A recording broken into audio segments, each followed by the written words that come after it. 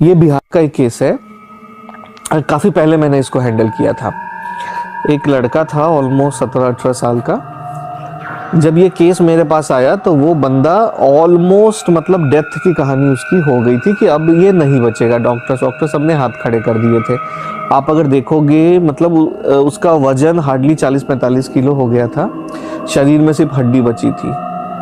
जब पेरेंट्स आए मेरे पास तो उनका ऐसा कहना था कि भाई इसको हम कुछ भी खिलाते हैं, ये कुछ भी खाता है, या तो उल्टी करता है नहीं तो लूज मोशन शुरू हो जाते हैं। इसको हमने सलाइन पे एंड लिक्विड डाइट पे जिंदा रखा हुआ है। फिर मैंने पूछा कि डॉक्टर्स का क्या कहना है कि भाई ये फिजिकल बीमारी है तो डॉक्टर मेडिकल साइंस ही उसको ट्रीट करेगा। वो कह रहे डॉक्टर कह रहे हैं कि सारे रिपोर्ट्स नॉर्मल हैं, हमें कुछ समझ नहीं आ रहा क्या कहानी है। मैंने कहा ठीक है, लड़के से बात कराओ। जब मैं लड़के के पास पहुंचा तो मैंने देखा कि उसका चेहरा एकदम पीला पड़ा हुआ है, एकदम हड्डी बन चुका है सब। मैंने थोड़ा सा प्रोजेक्शंस किए, पता चल गया कि कोई प्रेतात्मा है, बट फिर भी मैंने उसको नहीं बताया। मैंने उससे पूछना शुरू किया कि क्या हो रहा है बताओ। ही सेड कि सर मुझे ना बहुत अजीब सा वीकनेस लगता है, अजीब सी घबराहट होती रहती है, हर समय लगता है कि नींद सी आ रही है, बस सोया रहूं, और जब मैं सोता हूं तब मुझे बहुत अजीब अजीब सपने आते हैं।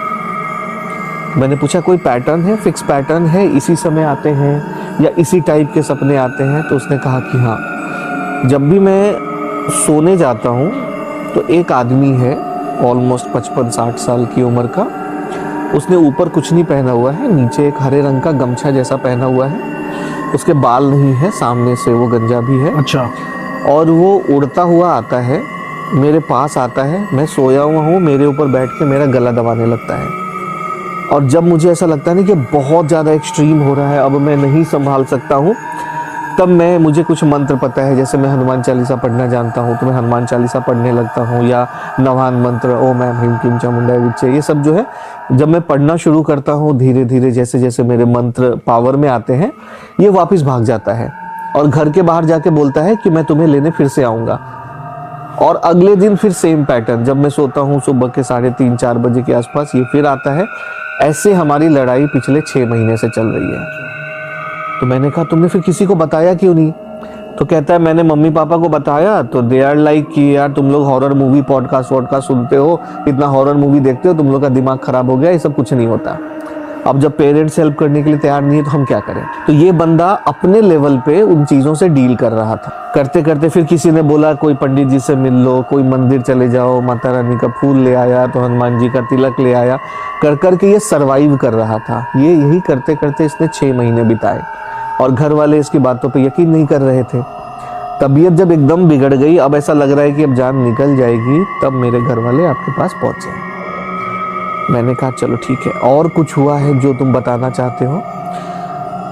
एक कहानी उसने बताई कि सर एक दिन दोपहर में मैं अपने घर में सोया हुआ था सोफे पे, जैसे समझो ये सोफा है, तो ही सेड कि वो मैं सोया, जैसे ही मैं सोने से जागने से सोने के उसमें ट्रांजिशन में हूँ, उस बीच में वो प्रेतात्मा आ जाती थी।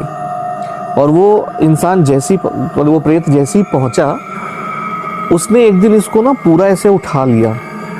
मतलब ये कह रहा था कि सर मेरे को उसने उठाया हुआ है ऐसे, और मैं देख रहा हूँ कि एक मैं हवा में हूँ और दूसरा मैं नीचे सोया हुआ हूँ। ऐसी कहानी हुई थी कि उसने उसकी आत्मा पकड़ ली या जो भी उसकी एस्ट्रल बॉडी उठा ली, और ये कह रहा मैं देख रहा हूँ मैं ऊपर भी हूँ, इसने मुझे पकड़ा हुआ है और नीचे मैं ही सोया हुआ हूँ। फिर इसने वो मंत्र पढ़ने शुरू किए, धीरे धीरे जैसे जैसे उसने मंत्र पढ़ना शुरू किया, इसने उसको नीचे उतारा और घर से भाग गया। फिर ये दोपहर में हुआ, ये बंदा उठा, भागा, अपने मंदिर में गया, घर के मंदिर में गया और दिया अगरबत्ती जला के चारों तरफ करके, मतलब जो इसको बेसिक प्रोटेक्शन पता था वो इसने फॉलो किया। और घर वालों को बताए, कोई माने नहीं कि यार तुम लोग हॉरर मूवी देखते हो, रिंग देखा होगा, ग्रज देखा होगा, ये उस जमाने में यही सब चलता था। फिर ये अपने हिसाब से लड़ रहा था। तो मैंने कहा कि चलो ठीक है, मुझे 2 दिन का टाइम दो, लेट मी चेक क्या कहानी है। फिर जब मैं साधना पे बैठा, मैंने उस आत्मा को कॉल किया कि क्या हो गया भाई, क्यों बच्चे को परेशान कर रहे हो? तो वो आत्मा आई, उसने बोला कि मैं बहुत बीमार था, बहुत बीमारी से मैं मतलब मेरी जान निकली थी, और मैं एक जगह बैठ के ना रेस्ट कर रहा था। मतलब उस दिन मुझे सुकून मिला था और मैं रेस्ट कर रहा था। इसने आके ना मुझे लातों से बहुत मारा है, और मतलब आप समझो कि आप काफी सालों से परेशान हो और आपको 1 घंटे की अच्छी नींद आई है, और उस वक्त भी कोई आके अगर आपको लातों से मारेगा तो आपको कितना गुस्सा आएगा। इसने मेरे साथ वो किया है, तो मैं इसको नहीं छोड़ूंगा। मैंने कहा कि भाई देख, अब तो तू इसको कुछ नहीं कर सकता, क्योंकि अब यहाँ पे मैं हूं, और मैं हूं मतलब माता रानी का आशीर्वाद है। बच्चे से गलती हो गई है, हाथ जोड़ के मैं माफी मांगता हूं, माफ कर दो उसको। अगर आपको जाने के लिए कुछ चाहिए, कुछ आपकी इच्छा है तो बताइए, आपको हम वो दे देंगे। ही सेड कि नहीं, हमें जाने के लिए कुछ नहीं चाहिए, लेकिन मैं इसको नहीं छोड़ूंगा। मैंने कहा अब ये नहीं हो सकता, या तो आप शांति से चले जाओ, नहीं तो फिर हम अपने उस पे आएंगे तो फिर आपकी कहानी खराब कर देंगे, क्योंकि फिर आपको मुझसे लड़ना पड़ेगा। उसने मतलब थोड़ी सी बहस वहस टाइप की हुई, मतलब एकदम गुस्से से देख रहा था, कुछ लेने को तैयार नहीं था। फिर बाद में ही सेड कि मुझे ना बढ़िया पानी पीना है, सिर्फ इतना ही बोला, मुझे ना अच्छा सा पानी पीना है, मुझे आप अच्छा पानी पिला दो, मैं चला जाऊंगा। अक्सर ये बलि मांगती है, मांस मट्टी मांगती है, ऐसी एनर्जीज। हाँ, बहुत सारी तामसिक शक्तियां मांगती हैं कि मदिरा दे दो, मांस दे दो, बलि दे दो। इसने कहा मुझे बस पानी दे दो, मैं अच्छा पानी पीना चाहता हूँ। मैंने कहा ठीक है, कितना चाहिए? उसने कहा थोड़ा ही दे दो। मैंने कहा आपको आज रात को मिल जाएगा, अब आप जा सकते हैं। उसको भेज दिया, फिर अपने बिस्लेरी की बोतल मंगाई, चढ़ा वढ़ा के जो भी हम अर्पण करते हैं कर दिया। अगले दिन मैंने लड़के को बुलाया, सुबह मैंने कॉल किया कि भाई कैसी नींद आई, कैसा लग रहा है? कहता सर आज बहुत अच्छा लग रहा है, ना घबराहट है ना वीकनेस है, ऐसा लग रहा है रूम की रोशनी बढ़ गई है, मतलब मन कर रहा है कि लोगों से बात करूं। मैंने सुबह ब्रेकफास्ट भी किया तो मेरी पेट नहीं खराब हुआ है, ना उल्टी हुई है। फिर मैंने उससे पूछा कि तुमने किया क्या है? वो आत्मा बता रही है कि तुमने उसको लात मारा है। तो क्या तुम किसी ऐसी जगह गए थे जहां पे कोई टोना टोटका फेंका हुआ था, या कोई शमशान घाट जाके तुमने कुछ गड़बड़ करा है? तो उसने थोड़ी देर तो पहले मम्मी पापा के सामने हेजिटेट हुआ, फिर बोला कि सर मेरे से ना एक गलती हुई थी। मैंने पूछा क्या? तो हमारी दादी एक्सपायर हुई थी, तो जब हमारी दादी को लेके हम शमशान घाट गए थे तो दादी की चिता जल रही थी। उसमें जैसे बिहार यूपी में कल्चर है कि जब चिता जलती है ना तो जो जलाने वाला होता है एक बड़ा सा लकड़ी रखता है वो अंदर करने के लिए सब। तो वो करते करते उसकी वो वाली लकड़ी जो है ना वो जल के छोटी हो गई थी। तो उसने सबको कहा था कि अगल बगल से देखो, अगर कोई लकड़ी का टुकड़ा मिलता है तो मुझे ला के दो। और सर हमें समझ नहीं आया, मैंने देखा बाजू में ना एक चिता थी, उस चिता की ना लकड़ियां खड़ी थी बहुत सारी। तो हमें क्या पता, हम तो चिता को चिता समझते हैं। मैंने जाके पैरों से मार मार के ना वो लकड़ी को पूरा तोड़ के लाके इसको दिया। और सर उसी रात से मेरी तबीयत खराब हुई है।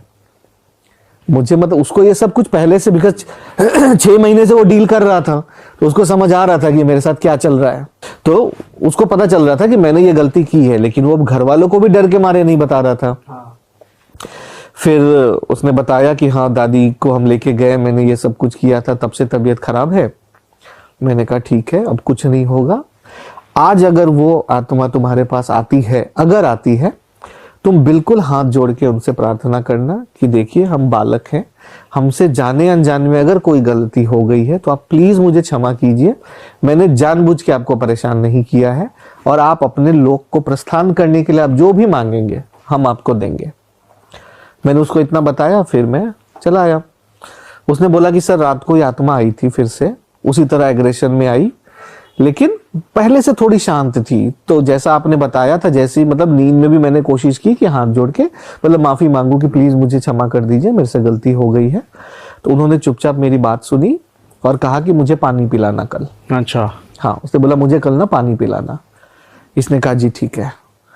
फिर मैंने इसको कहा कि किसी सुनसान जगह पे जाके बिस्लेरी की बोतल रख देना और हाथ जोड़ के विनती करना कि प्लीज आप आइए और इसको ग्रहण कीजिए, क्योंकि वो फिजिकल फॉर्म में नहीं ले जाते, वो तो उसकी एनर्जी ले लेते हैं और चले जाते हैं। पानी आपके सामने ही रहेगा, लेकिन जैसे ही आपने 1 चम्मच पानी लेके इसे गोल घुमा के अर्पण किया तो भोग भगवान के पास पहुंच जाता है ना, वैसे ही इनके पास एनर्जी फॉर्म में पहुंच जाता है। तो इस तरीके से उसने किया और बाद में धीरे धीरे उसकी हेल्थ अच्छी होने लगी। मतलब वो लड़का आज भी जिंदा है, अच्छी जगह पे है।